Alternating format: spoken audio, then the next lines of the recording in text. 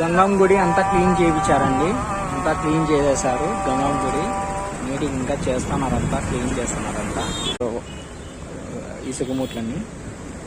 ఇక్కడ వచ్చి గంగమ్మ గుడి అంతా క్లీన్ చేసేసారు, చేస్తా ఉన్నారు ఇంకా కొంచెం కూడా. ఇంకా లోపలంతా గుడి ఇక్కడ కొంచెం క్రాక్ ఇచ్చింది, కొంచెం ఒరిగింది.